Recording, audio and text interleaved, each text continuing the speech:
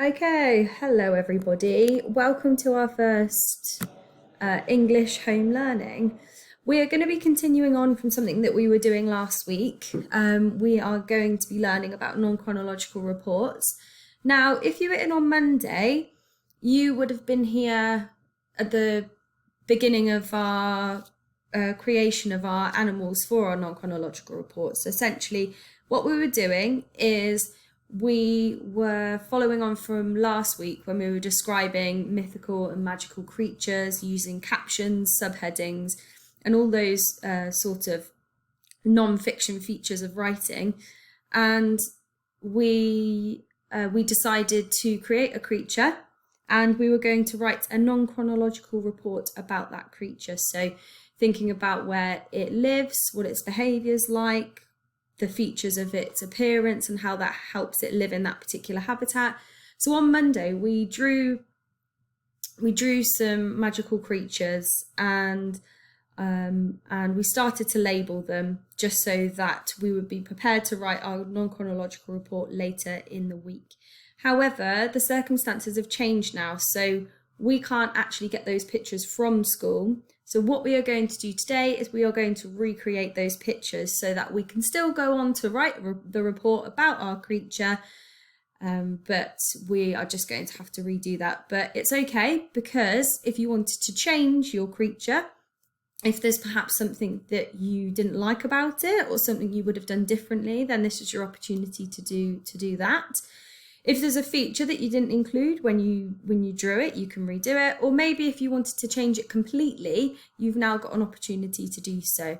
So we are going to be drawing those animals again today, and then we are going to be labeling them. But before we go on to do that, we are just going to recap on what a non-chronological report is. So as we previously said, a non-chronological report means it is not in time order. So as we know from our history, the word chronological means being time ordered. So it might, if you recorded events chronologically, it would be the year in which those events occurred, sort of ascending, so going upwards. Okay, usually it's on a specific subject. So for example, we had a look last week at Polinsky winter trolls.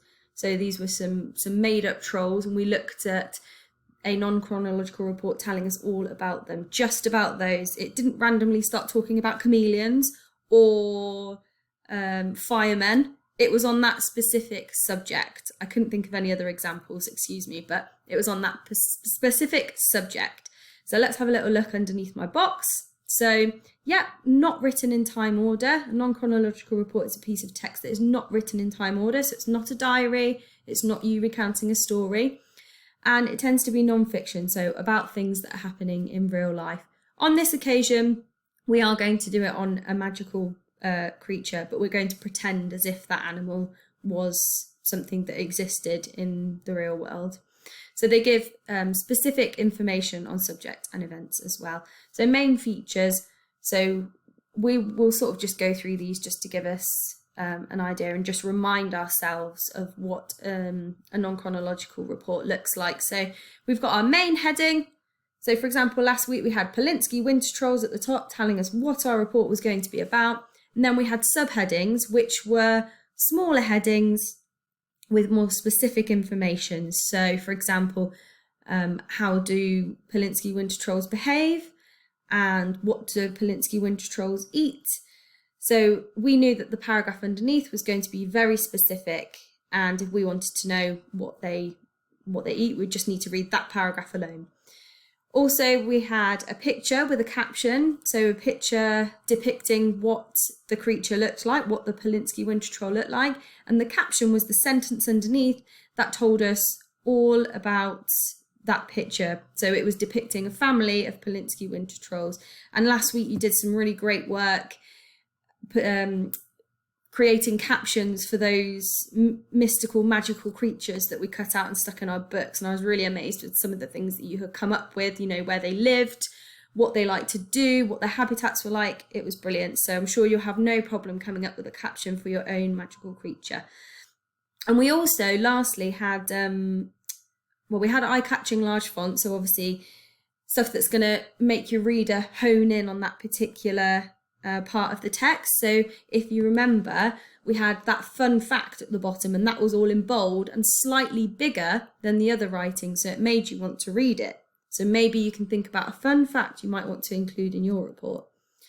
Then we had technical vocab. So remember, we talked about making sure that the words that you choose to use are specific to what you're explaining. So if you're explaining a predator or something that likes to hunt to kill, you might not use words like lovely, cuddly to describe the predator. You might use words like vicious and savage. So making sure that you're using specific vocabulary for your particular creature. So we've had a little reminder about what our non-chronological reports include and things that you might need to think about when you come to write yours. But for now, you're going to draw your magical creatures. So if you've got a bit of paper, you can do what I have done here. So what I've done is I've drawn a square. Admittedly, maybe do yours with a ruler. And you can draw it in the middle of some line paper, which would be even better, because when you come to make notes, you can draw lines from your animal. So you want to write something about its head, the way its head looks. You can draw a line here and make your notes here. If you've got plain paper, that's fine. So whatever paper you've got, draw a smaller box in the middle, and that can be what you draw the picture of your creature in. So you need to be thinking about why your creature looks the way it does, what special features help it live in that habitat, what are its colourings like, and also maybe think about what it eats. Is it a carnivore? Is it a herbivore? Just really think about where your animal would live and how it would adapt to its surroundings. Also think, does it like to live in groups? Does it like to live on its own? So I'm going to give you 10 minutes to go away and have a go at drawing your magical creature. Remember, you can always pause this video and take longer. That's absolutely fine. If you want to redo it, if there is anything you want to change, then go ahead. That's absolutely fine. So if you pause it here, go away and have a go at drawing yours. I'll go away and I'll go away and start drawing mine, and then we will meet back and go through the features of my creature, so that you then can go through the features of yours and jot those down. Okay, so good luck and have fun, and I will speak to you soon. Okay, so we are back, and I'm just going to cover these up so we don't get confused and we're only focusing on one thing at a time. So I have gone with the same combination that I had on Monday. If you're in for L, this might have looked slightly different. However, I went for the combination of a merwolf, so half mermaid, half werewolf, because I thought that would be an unusual thing to write about, and I'd have lots of information for my non-chronological report. So I have titled it Merwolf. Oh, I've still got my box on here. I have titled it, bear with me, I have titled it Merwolf. And what I've done is I've gone from top to bottom of my animal, thinking of words that I can use to describe it, so that when I come to write my report, I know exactly what I'm saying and how specific I need to be. So on its head, I have got glowing luminous eyes that are used to stalk and lure its innocent prey. So I've used those descriptive words glowing and luminous. I should have a comma in between here. Glowing luminous eyes to use to stalk and lure its innocent prey. So I'm not just saying what the eyes look like, I'm saying what they do. Then I have got here teeth like long black icicles that are sharper than 1,000 swords, and in brackets I've put useful for biting down on ancient chewy sea urchins. So that might be something that I like to include in the merwolf's diet. So I've said what its teeth look like. I've used descriptive words, and I've also used a simile because I've said they're like long black icicles. And I've said what they like to eat. So I've given that bit of extra information. Then I've gone down to the body. So its body has got silky flat fur that shines iridescently. And in brackets I've put helps the merwolf glide through the water. So that might be because the fur is silky and flat and it's not all sort of puffy, wiry and curly. It might slide through the water slightly easier when it's getting ready to pounce on its prey.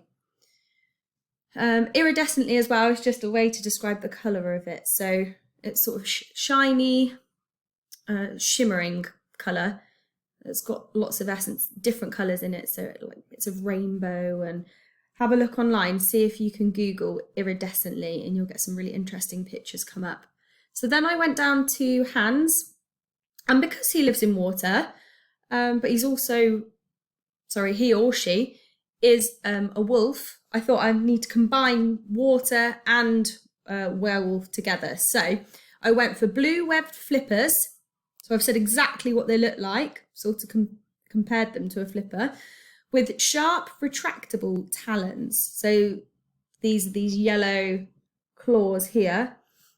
So talons are like claws, so eagles have them, birds have talons, and they're retractable, so they can go inside his webbed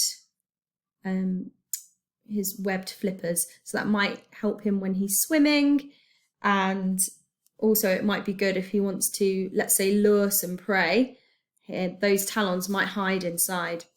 And I've also put here both its teeth and talons make it a deadly predator. So that's also something that I've thought about. Maybe I could put that under the subheading of behaviour. So lastly, I've written about the tail. So the merwolf has a slender mermaid tail, perfect for pushing through powerful currents. So if this animal lives in the ocean, let's say there's a storm going on in the middle of the ocean, it's going to need a powerful tail to help it push through that water and push through those currents. So I have given it a mermaid tail, perfect for doing just that.